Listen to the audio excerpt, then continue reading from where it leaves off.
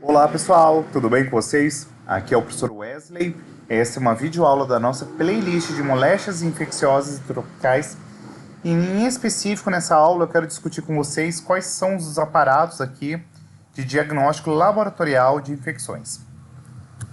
De maneira muito simplificada, a ideia central é que a partir dessa videoaula nós consigamos compreender os princípios gerais atrelados com a investigação complementar das doenças infecciosas. Claro que essa investigação complementar ela vai estar diretamente atrelada a diagnóstico anatômico, o diagnóstico sindrômico e o diagnóstico etiológico. Essa tríade de investigação, quando alicerçada a investigação complementar, nos traz aí bastante subsídio para as condutas terapêuticas frente a uma determinada infecção. Além disso, eu quero discutir com vocês muito resumidamente e trazer uma visão geral acerca de quais são as principais estratégias nessa investigação de doenças infecciosas, de maneira a qual, ao término dessa aula, nós consigamos aqui reconhecer as principais diferenças nesse processo de identificação de agente etiológico e, sobretudo, que nós consigamos avaliar como que se dá a resposta de um determinado hospedeiro frente a um determinado agente infeccioso. Beleza? Então vamos lá. O nosso primeiro ponto de partida é o seguinte. Suponhamos que você esteja em um determinado plantão e chega um paciente reclamando-se de febre há 4 dias e etc. Bem, você tem um quadro febril e diante disso você tem que fazer a coleta da história desse paciente, quais são os antecedentes pessoais, familiares, uma perfeita anamnese. E aí, nesse sentido, você pode pedir aqui exames complementares se eventualmente esse paciente dispô-lo deles. E diante dessa anamnese inicial, você fala, opa, febre é mais de 4 dias e isso pode ser uma possível doença infecciosa.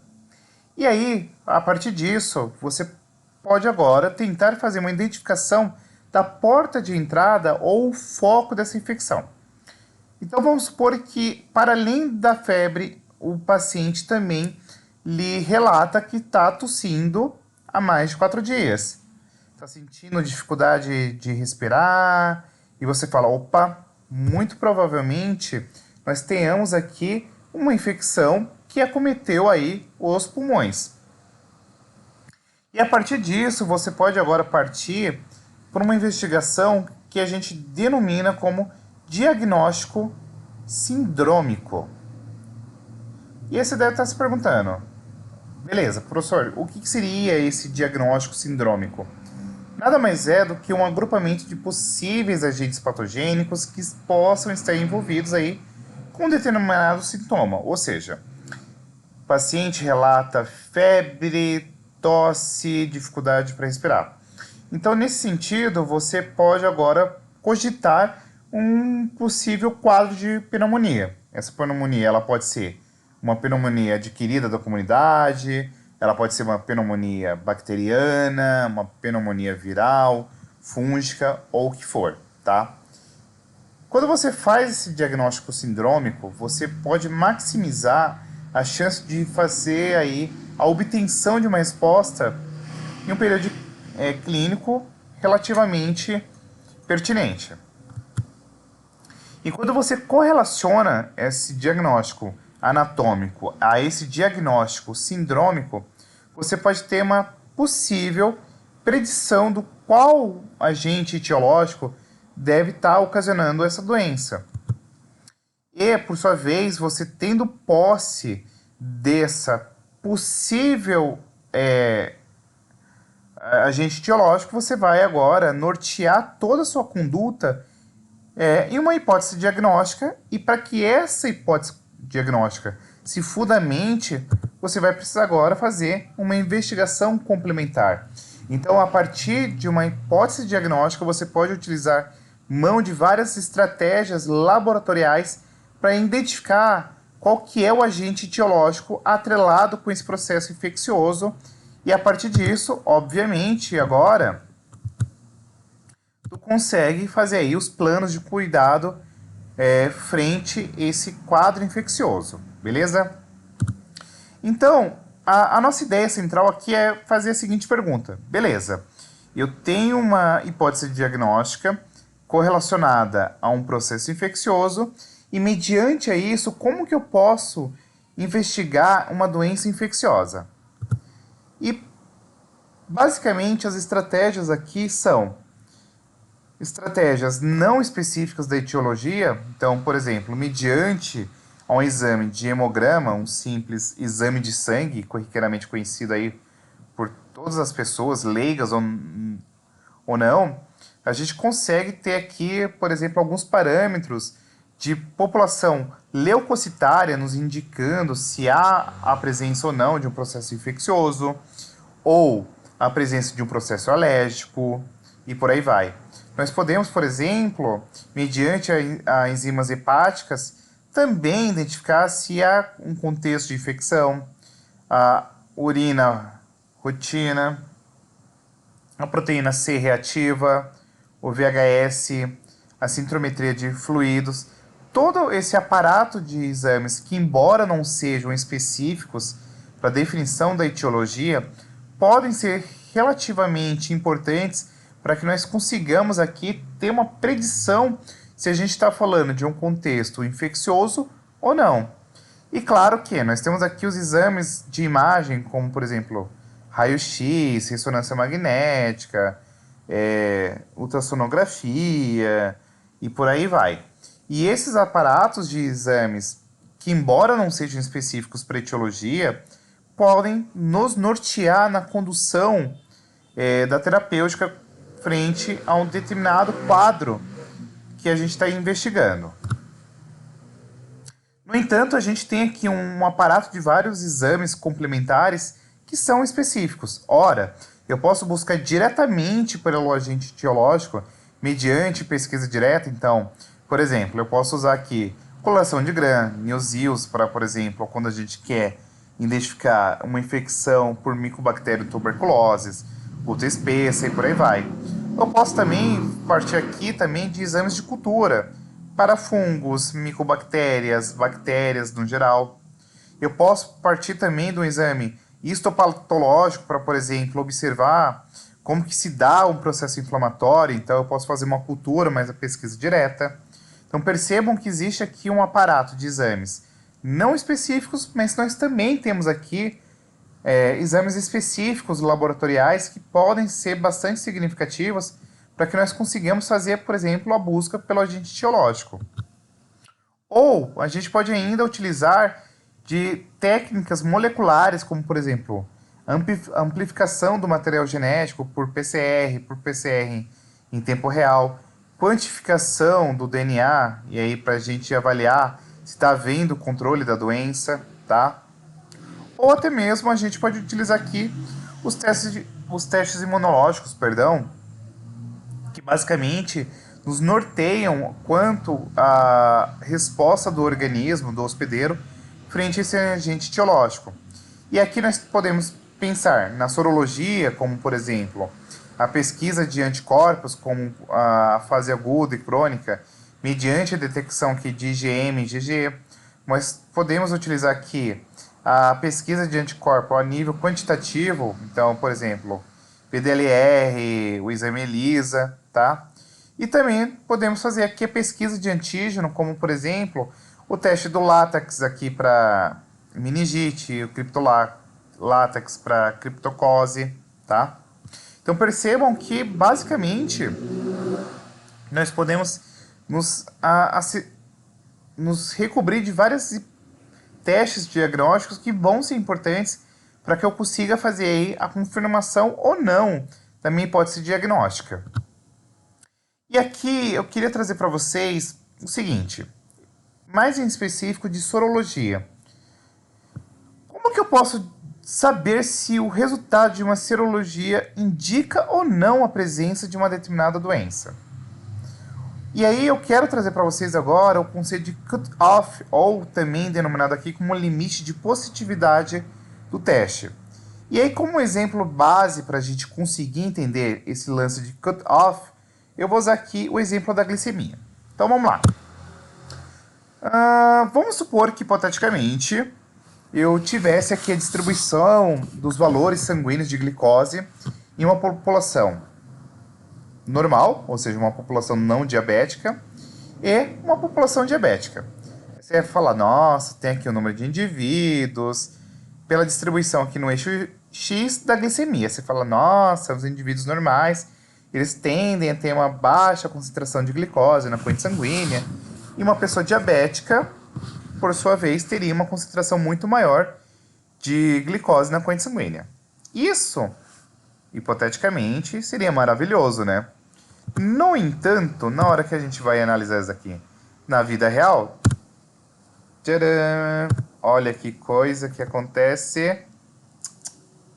Os valores que você encontra na realidade é uma superposição entre o que a gente teoricamente consideraria como valores normais e os valores aqui do que a gente consideraria como uma pessoa diabética. Então, na realidade, para tu fazer aqui, por exemplo, um teste de glicemia e falar, opa, isso aqui é diabético ou não, é muito mais complexo, porque a realidade nos mostra aqui uma superposição aí, uma sobreposição entre o que hipoteticamente a gente esperaria, né? E aí, nesse sentido, a gente tem agora algumas ocasiões que você pode ter aqui. O efeito da distribuição da glicemia podendo ser, por exemplo, atrelado com um falso positivo para diabetes, mas você pode ter, por exemplo, se você diminui o limiar aqui, a possibilidade de falsos negativos, tá? E aí, a gente precisa agora tentar minimizar os eventuais erros, né? Então, eu sempre busco, dentro dessa realidade aqui populacional, um valor intermediário que eu consiga minimizar o máximo possível os erros, tanto para falsos negativos quanto para falsos positivos. Ou seja, você pode ter, por exemplo, pacientes diabéticos que vão dar falso negativo, pacientes normais que darão falso positivo, mas quando você encontra um limiar aqui intermediário, você minimiza ao máximo a presença de erros, tá? E aí, vamos lá. Como que a gente pode utilizar agora essa questão do cut-off para validação de um teste sorológico? Então, vamos lá. Você tem aqui, ó, a concentração em títulos de anticorpos, tá? E a frequência populacional. Então, vamos lá. Uma pessoa que não está doente, espera-se que ela apresente uma baixa titulação de anticorpos. Em contrapartida, uma pessoa doente vai apresentar uma maior titulação de anticorpos, certo? E aí eu poderia colocar vários cut-offs, né? Eu poderia colocar vários pontos aqui. Então, vamos lá. Se fosse nesse ponto aqui igual a 20, eu teria uma máxima sensibilidade do teste, mas perceba que nesse sentido aqui, tu pegaria um monte de paciente não doente que daria como positivo, certo? Em contrapartida, se aumentasse para 80%, perceba que eu teria a máxima especificidade do teste, todavia, eu teria alguns casos aqui de pacientes doentes que não seriam identificados, né? Então eu tenho aqui no ponto beta o ponto máximo, tanto para sensibilidade, ou seja, eu consegui detectar, e especificidade, ou seja, além de você conseguir reconhecer, vai ser o mais específico possível. E aí você deve estar se perguntando, tá, Wesley, mas por que tu está comentando desse lance de máxima sensibilidade e especificidade dentro de validação do teste sorológico? Por isso, vamos lá. Eu posso ter alguma situação na qual eu posso ter uma doença, tá, com diagnóstico verdadeiro, então você tem aqui presente ou ausente, e aí você faz um teste que pode dar positivo de forma verdadeira ou um falso positivo. Ou esse teste dá negativo e a pessoa tem a doença, então seria um falso negativo. ou a pessoa não tem a doença, mas deu como positivo, como negativo, perdão. Seriam aqui os verdadeiros negativos. E aí, qual que seria o conceito de sensibilidade? A sensibilidade, ela seria aqui, pelos verdadeiros positivos, divididos pelos verdadeiros positivos, mais os verdadeiros, os falsos negativos, perdão. E a especificidade seria aqui, dada pelos verdadeiros negativos, dividido pelos falsos positivos, mais os verdadeiros negativos. Por que é importante eu definir para vocês o conceito de sensibilidade e especificidade? Porque a partir disso eu consigo agora ter o valor preditivo positivo, que seria dado aqui pelos verdadeiros positivos, dividido pelos verdadeiros positivos, mais os falsos positivos, e o valor preditivo negativo, que seria dado pelos pelos verdadeiros positivos, divididos pelos verdadeiros negativos, mais os falsos negativos. Como que a gente consegue usar isso aqui? Vamos lá. Imaginemos que, eventualmente, você seja contratado por um banco de sangue, tá? E nesse banco de sangue, você corriqueiramente precisa fazer a testagem de HIV mediante o teste ELISA, tá? Sabe-se que esse teste imunoenzimático, ele tem uma sensibilidade de 95% e ele é específico aí em 95%. E mediante isso, nesse banco de sangue, tu fez aí a testagem de cerca de 2.000 pessoas. E mediante isso, você vai ter que fazer agora o valor preditivo positivo e o valor preditivo negativo. Então, vamos lá. Olhemos nesse quadro aqui para essas 2.000 pessoas, aonde você conhece que a prevalência de HIV é de 1%.